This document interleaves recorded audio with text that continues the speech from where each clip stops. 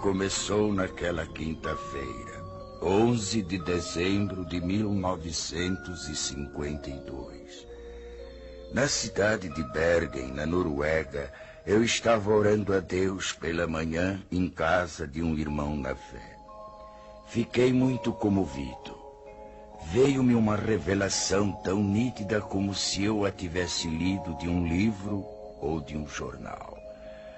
Naquela época eu não tinha em meus pensamentos algo especial que me chamasse a atenção sobre arrebatamento. Naquele momento senti que deveria escrever o que estava presenciando, mas quase não a considerei como revelação de Deus. Pensava tratar-se de um fruto de minha própria imaginação. Procurei esquecer escapando aqueles pensamentos, mas faltou-me tranquilidade. E para resolver o dilema, orei a Deus. Senhor, não posso me lembrar de tudo, mas se for de tua vontade, revela-me novamente e eu publicarei esse acontecimento.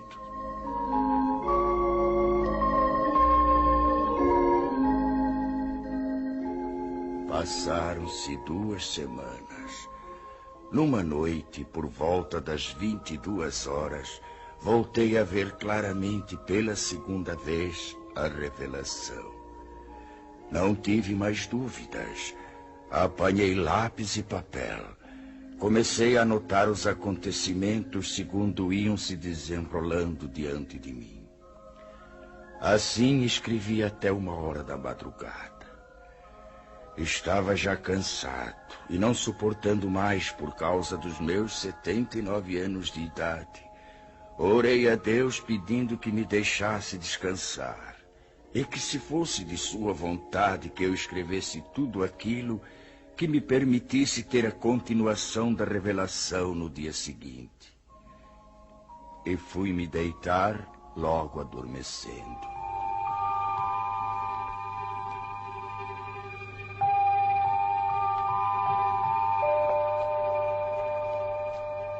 Por uma noite, depois de uma semana, como nas vezes anteriores, veio a mim o restante da revelação, começando exatamente onde havia sido interrompida.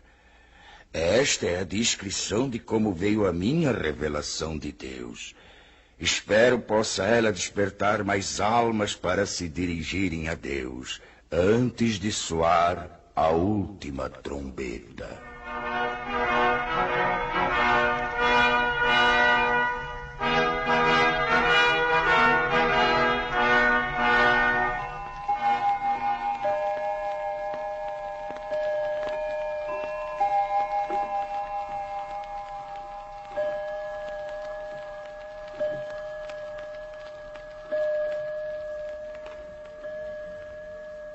Nove horas da manhã. A esposa de André, sozinha em sua casa, escuta um programa radiofônico especial para crianças. Ela aprecia tais programas, pois sempre falam sobre a palavra de Deus. Ela fica contente em saber que muitas crianças podem ouvir a palavra do Senhor, e conforme pensava ela, isso era mesmo muito bom, desde que fosse tomado cuidado de não fanatizar as crianças. 5 minutos depois, o programa é cortado bruscamente para uma notícia de última hora. Interrompemos as nossas transmissões para informar que recebemos de Oslo, nossa capital, notícias urgentes de que a cidade se encontra em pânico. E atenção para mais este informe. Oslo, urgente. Informa-se da central de polícia que algo misterioso aconteceu. Não se pode calcular o número de pessoas, tanto menores como de adultos, que desapareceram de repente sem deixar o mínimo vestígio para as autoridades. A nossa polícia não está podendo explicar o porquê desse acontecimento, nem sobre os desaparecidos. Trata-se de um número incalculável e solicita que em cada família, onde se note a falta de alguém, seja feita notificação urgente ao posto policial mais próximo, dando minúcias e circunstâncias ligadas ao desaparecimento para se facilitar o trabalho das autoridades, a fim de que possam desvendar este mistério. Mais este informe ainda. Oslo, urgentíssimo. À medida que passam os minutos, surgem novas notícias, cada uma mais extraordinária do que as outras. Da praça central desta cidade, muitos comerciantes, em meio aos seus afazeres, servindo a freguesia, desapareceram.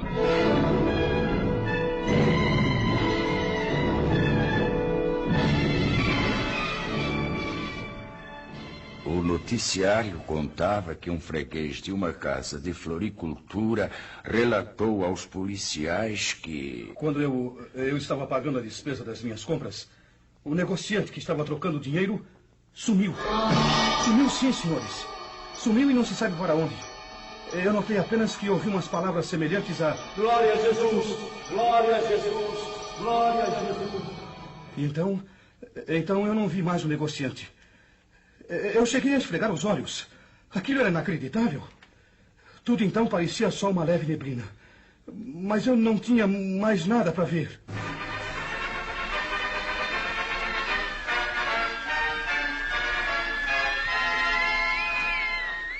Oslo, capital, urgente.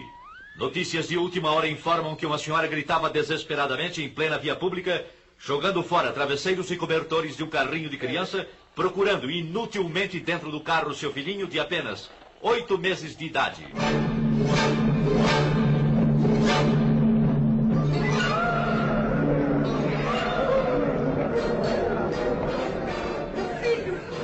Meu filhinho!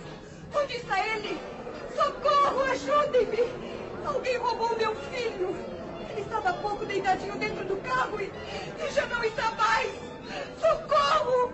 Meu filhinho desapareceu! Onde está a polícia? A polícia, entretanto, estava lá. Para quê? Que poderia fazer? Não é este o primeiro caso, senhoras e senhores ouvintes. De todos os lados surgem pessoas clamando pela ação policial, solicitando auxílio nas buscas de gente desaparecida. São pessoas que chegam chorando e gemendo. Um negociante, há poucos instantes, abandonou sua loja e, correndo rua abaixo a plenos pulmões, alarmava. Socorro! Socorro! Eu não sei como, mas 2 empregados de minha loja acabam de desaparecer!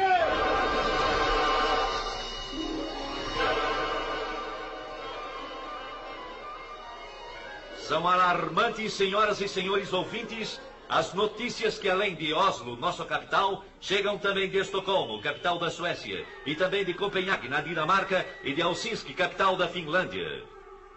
Que será o fim disso? De todas essas partes, os acontecimentos são iguais. Os desaparecimentos das pessoas são iguais. E de todo o interior do país, chegam as mesmas indagações.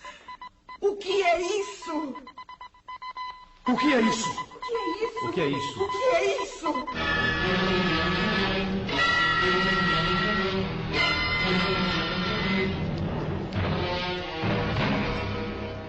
A esposa do Sr. André, impressionada com tais acontecimentos, pergunta-se, temerosa e aflita. Deve ser isto que está acontecendo. Oh, Senhor Deus, ajuda-me a compreender. Resoluta, vai à porta da rua de sua casa. Olha preocupada para fora. Tudo na vizinhança sempre foi calmo. Nem bem chegou ali, e então... Ruth! Ruth! O que se passa? Mas aquela é a senhora Hallam, que vem vindo desesperada chamar pela Ruth. A senhora não viu alguma pessoa desconhecida passar por aqui? Não vi. Por quê? Eu estou tão desesperada. O que aconteceu? Alguém roubou Ruth, minha filhinha. A minha querida Rutinha. Mas onde é que ela estava, senhora? Não a encontro mais. E há poucos momentos ela estava sentada na escada enquanto eu cuidava do jardim. Tive que ficar espantada quando, olhando para ela, não a vi mais. Mas como? Apenas então notei como que um vulto rápido subia pela parede. Olhei para os lados, para cima, e não a vi mais. O que é isso? Não sei o que fazer. Oh, Deus, me ajude a encontrar a minha filha querida. Ruth! Ruth, minha filha! Onde está minha filha? O que foi feito dela? Eu quero a minha Ruth! Pobre senhora Hallam, como está sofrendo. Estou perplexa com este acontecido. E é igualzinho ao que o rádio está anunciando. Hã?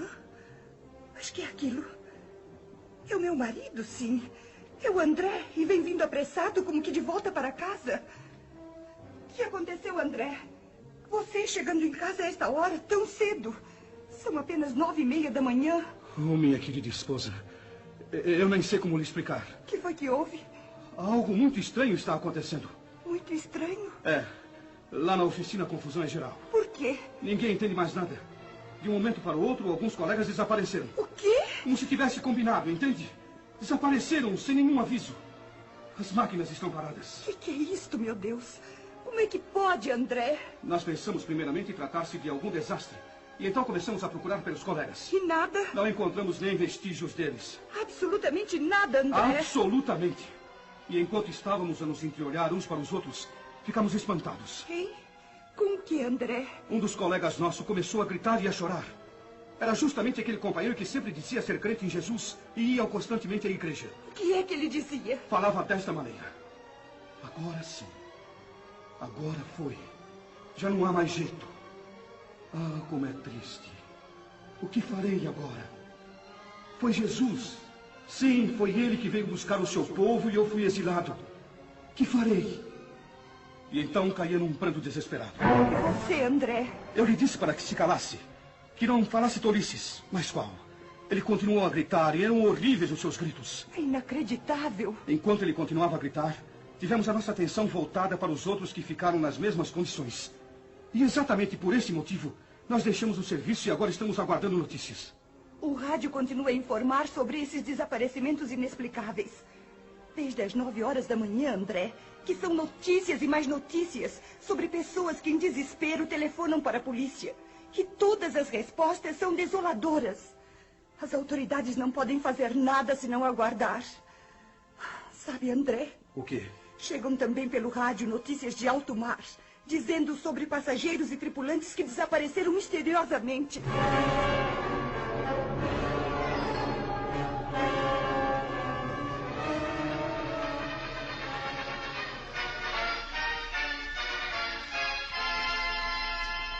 Notícias de última hora. Da maternidade desapareceram todas as crianças recém-nascidas. As mães destas crianças gemem de dor e tristeza e espanto. Médicos, enfermeiras, assistentes estão perplexos, inclusive pelo motivo de estarem faltando também alguns de seus colegas. Acertem seus relógios, exatamente 11h da manhã. Notícias de Londres anunciam que desde as 9h da manhã, os comunicados recebidos de toda a Inglaterra dão conta do inexplicável desaparecimento de pessoas de toda classe social e idade, da mesma maneira, sem explicação alguma. Sabe-se em todo esse mistério que diversos pastores e sacerdotes chamaram os membros de suas igrejas e notaram que os que desapareceram eram justamente os mais piedosos e obedientes a Deus, os mais fiéis nas suas orações, os que dificilmente faltavam aos cultos. Um dos pastores, entre os mais conhecidos de grande igreja, expediu um comunicado convocando todos os seus auxiliares para uma reunião que deverá ser realizada ainda nesta noite. Já são passadas mais de 3h30 desde a primeira notícia deste estranho acontecimento mundial. Dos lugares mais distantes chegam as mesmas notícias. A que mais chamou atenção é a que veio lá da Coreia. Também da Coreia? E qual é? Lá se calcula centenas de milhares de desaparecidos. E entre eles, muitos militares das Forças Unidas.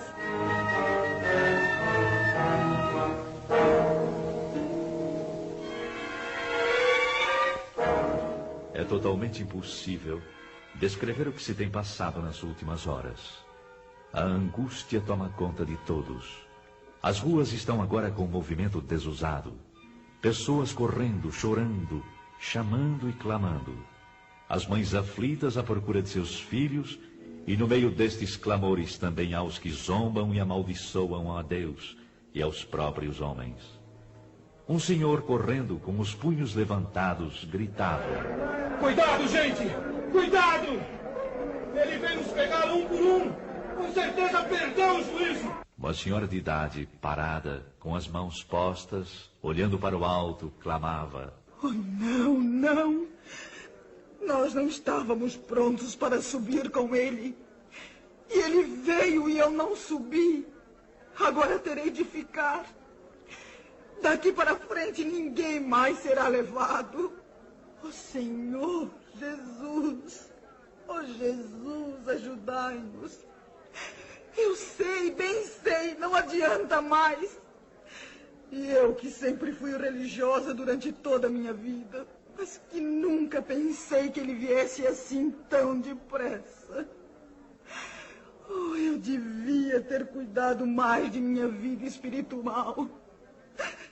Eu devia ter cuidado mais de minha vida espiritual.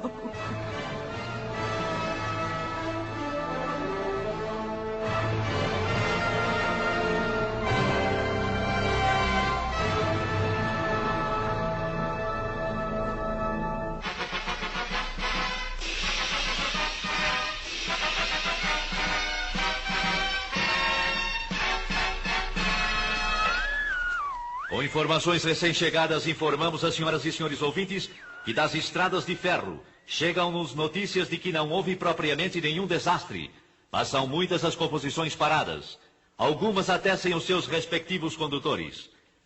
Todas as buscas feitas têm resultado em vão. Há também passageiros que desapareceram. É o mesmo nas estradas de rodagem. Alguns jornais da tarde não entraram em circulação.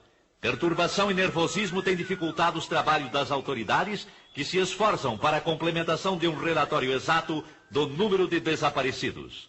Cientistas reunidos e meteorologistas trabalham sem repouso, procurando elucidar o mistério, segundo seus conhecimentos e experiências. Voltaremos a qualquer instante com a edição extraordinária que se fizer necessária.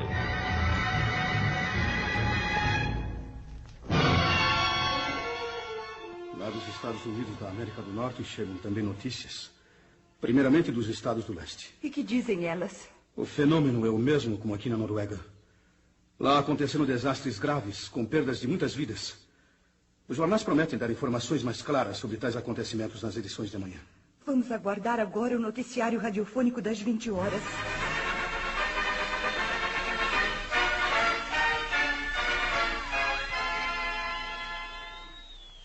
Nossa emissão pode informar agora que a catástrofe se manifestou exatamente na mesma hora em todo o mundo.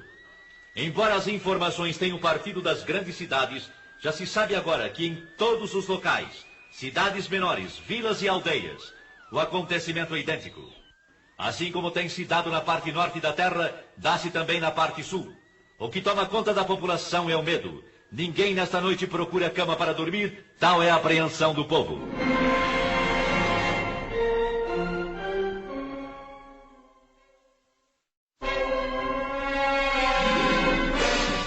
São histéricas as discussões nas ruas por causa de parentes e amigos desaparecidos. Eu sei, eu bem sei.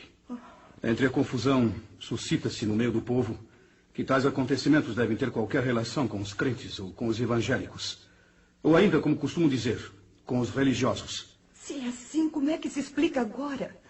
Cada pessoa que possuía parentes evangélicos, justamente aqueles que eram os mais fanáticos ou mais fervorosos, são os que desapareceram.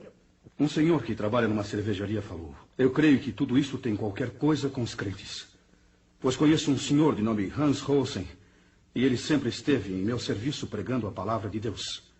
Volta e meia ele dizia que Jesus viria breve para levá-lo, juntamente com os que acreditam no poder de Deus.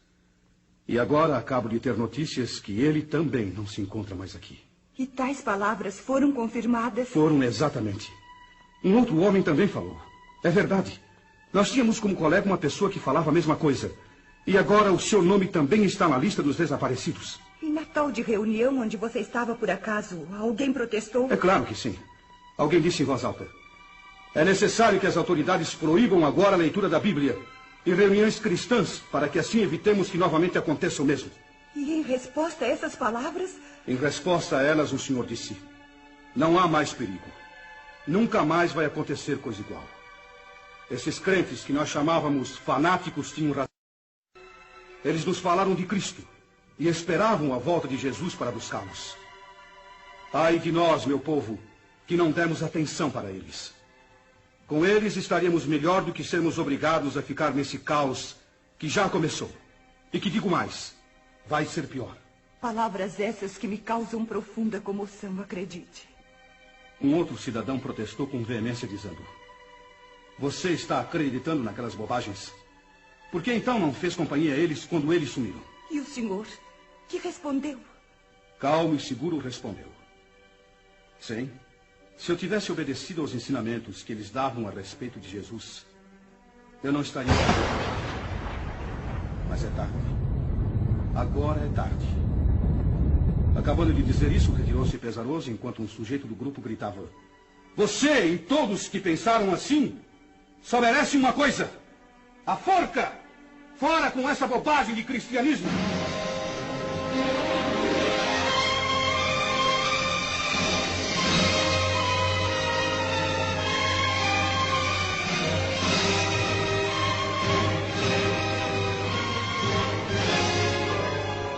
No dia seguinte, nem o rádio podia dar informações para esclarecimento do grande mistério. Apenas continuavam as notícias vindas de longe. Dos campos, missionários falavam tais notícias do desaparecimento em massa. Poucos membros de igrejas foram os que ficaram. Naquela noite marcada para a reunião dos pastores e pregadores, a presença era boa, mas o número dos que faltavam era considerável. O ambiente estava triste, pesado mesmo. Os corações estavam como que congelados. Durante a reunião, mais do que um se manifestou demonstrando desespero extremo. Todos estavam de acordo a respeito do que havia acontecido. Sim, era grande a grande verdade. Santos tinham sido arrebatados da terra.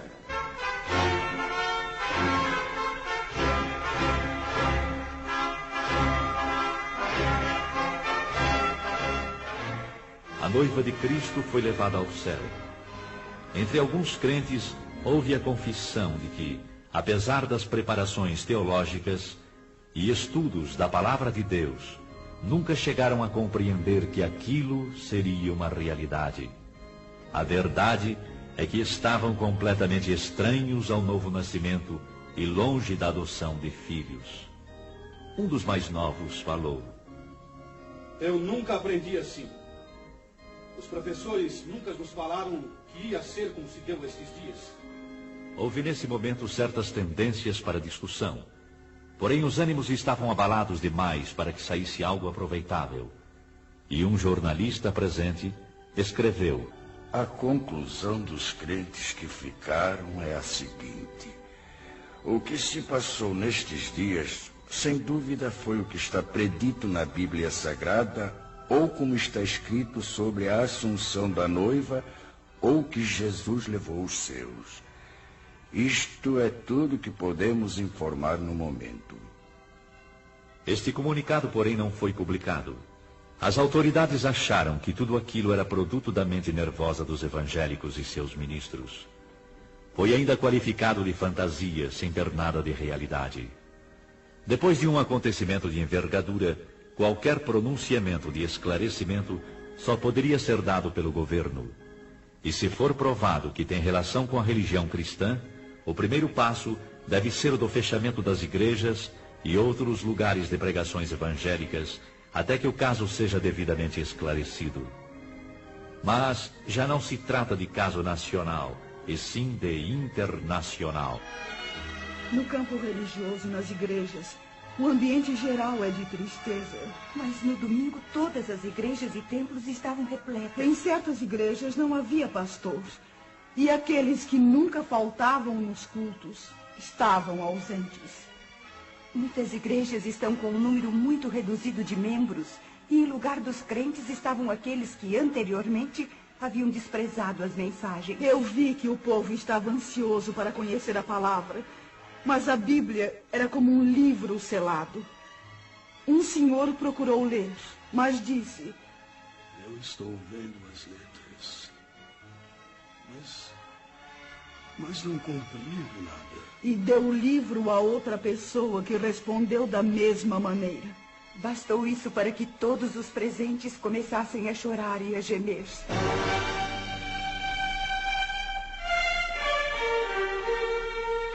Mas a população em geral culpava os religiosos por tão grande calamidade. tudo isso tem acontecido unicamente por causa dos crentes. Sim, é isso mesmo.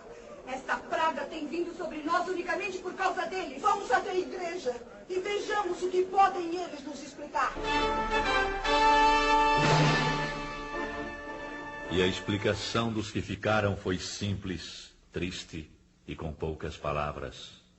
O tempo da graça terminou. Mas algumas palavras e no culto iniciou-se a confusão, bem como em todas as reuniões realizadas para tais esclarecimentos. Alguns, levantando-se, começavam a culpar o pregador. A culpa é sua! Muitos não subiram porque você nunca esclareceu como deveria fazer, anunciando que a vinda de Jesus estava perto. Nunca esclareceu que devíamos ter um coração purificado e cheio do Espírito Santo. E que sempre deveríamos estar retos diante de Deus e também dos homens. Agora eu sei o que foi que me impediu de ir de encontro a Jesus. Foram justamente as mínimas coisas que eu julgava sem importância e que não me impediriam de ir ao céu. E eis que aqui estou. Tem misericórdia de mim. Ajuda-me! Ajuda-me! Calem a boca. Eu fiz o meu dever. Fiz o meu dever e fiz mais ainda.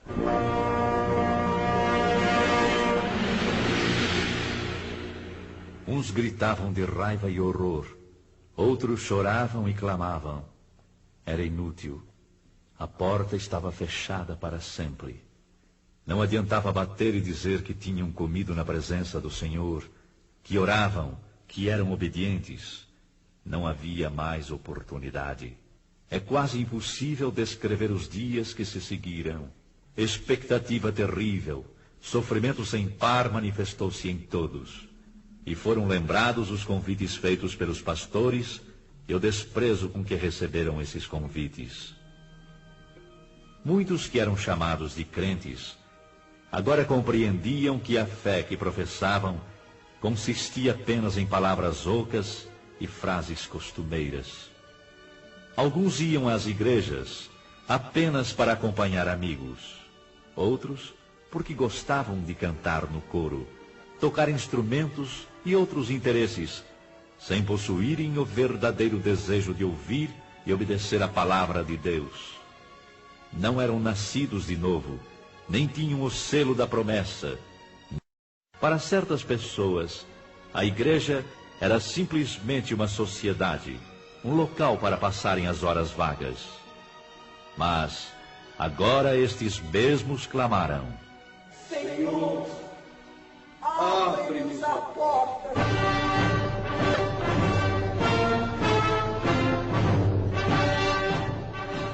Para espanto e preocupação maior, surgem os rumores de que a Terceira Guerra Mundial está prestes a ser iniciada.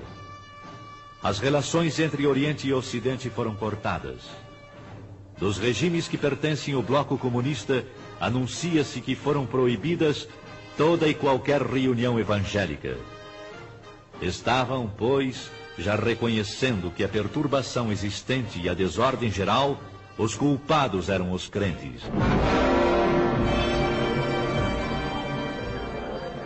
Para maior confusão, é anunciado que está em vigor a pena capital para todo aquele que pronunciar o nome de Jesus. Então é chegada a hora de varrer sobre a terra a praga chamada cristianismo. Morte certa também para os que guardam em sua casa alguma coisa que faça lembrar de Jesus Cristo e seus ensinamentos.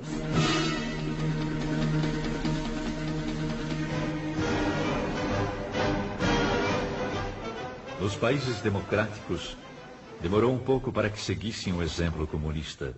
A maioria descrente, tanto da população como nas camadas governamentais, exigiram aquelas medidas, procurando assim garantir o povo da perturbação nesse sentido.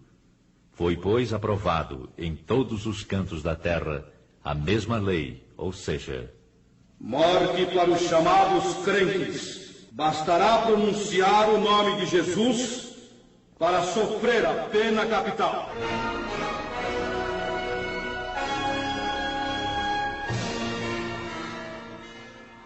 E com estes acontecimentos, inicia-se a época mais terrível da história humana. Uma grande parte dos crentes que ficaram continuando a clamar o nome do Senhor Jesus e não obedecendo às autoridades, foram presos e julgados ditatorialmente. Só escapariam se aceitassem as condições impostas pelas autoridades. Se vocês maldizerem o nome de Jesus, negando-o, então salvarão suas vidas e a vida daqueles a quem amam.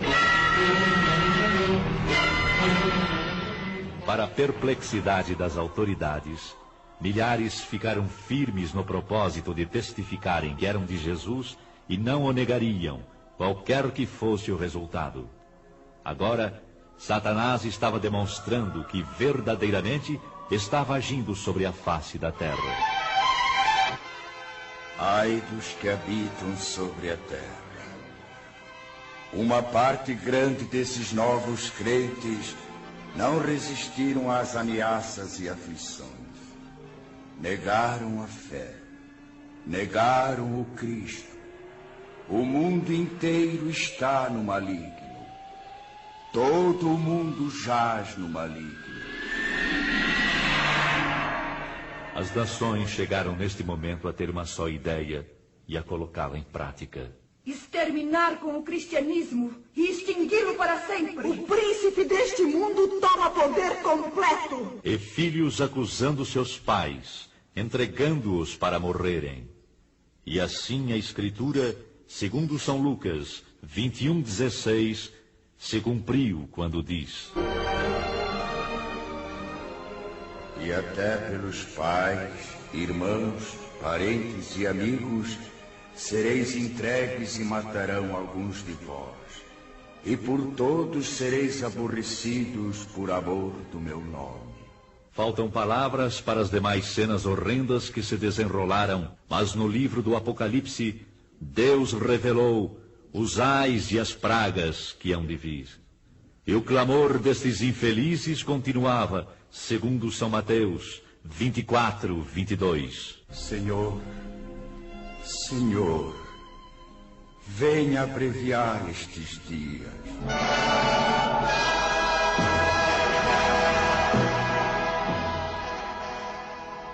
E assim termina a descrição da revelação que a mim veio quando me encontrava no dia 11 de dezembro de 1952 em Bergen, na Noruega.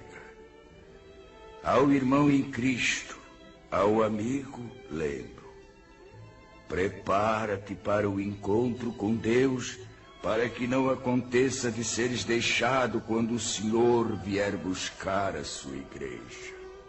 A noiva hoje mesmo procura a face do Todo-Poderoso e pede, com o coração quebrantado e contrito, que a graça e a luz te sejam concedidas pelo Espírito Santo.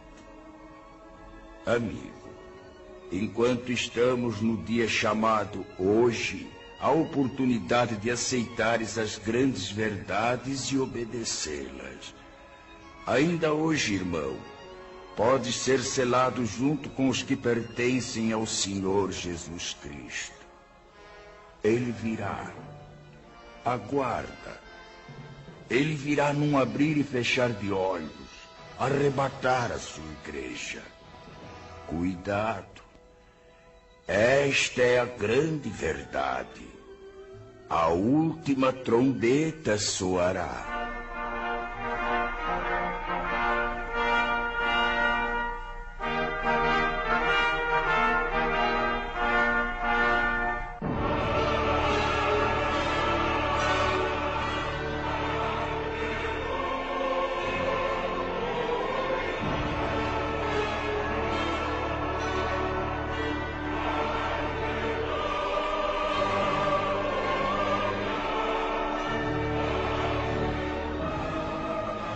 Esta foi a revelação recebida por um servo de Deus, Olaf Rode, sobre o arrebatamento da Igreja de Cristo. Seu tradutor é o virtuoso missionário Erik Alder Peterson, que lembra a todos esta seguinte advertência autêntica: a vinda de Jesus está próxima. E como vai ser quando ele vier, e os dias que se seguem. Podemos relembrar nestas poucas cenas que ouvimos, com todas as ocorrências, que milhares sejam despertados e se preparem para o grande dia da última trombeta. É o que eu desejo de coração.